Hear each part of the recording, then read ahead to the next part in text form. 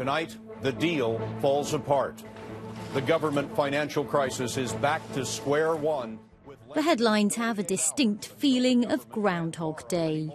For more than 2 weeks, the US government's been partially closed because politicians can't agree on a budget deal. Now, if they can't agree on raising the borrowing limit by Thursday, the US could struggle to pay many of its bills, with knock-on effects for the global economy.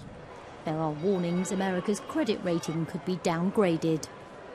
Here in Washington, D.C., the government remains partially closed, with hundreds of thousands of employees not going to work or getting paid. As the shutdown continues, the prospect of the US not being able to pay all of its bills, unless the so-called debt ceiling is raised, looms ever closer. And with all of that, the question Americans are asking is, why can't the politicians just end this? Each party's blaming the other. The Republicans say the Democrats won't compromise. The president says it's not his party's fault.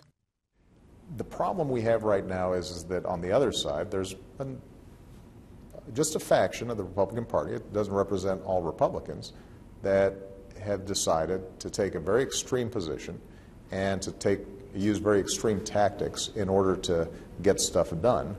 And the more moderate, reasonable members of the Republican Party up in Congress oftentimes have had difficulty dealing with that faction.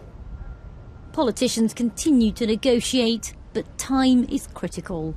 A deal needs to be reached by midnight on Wednesday, or the US runs the risk of being unable to pay its bills. Rajini Vaidyanathan, BBC News, Washington.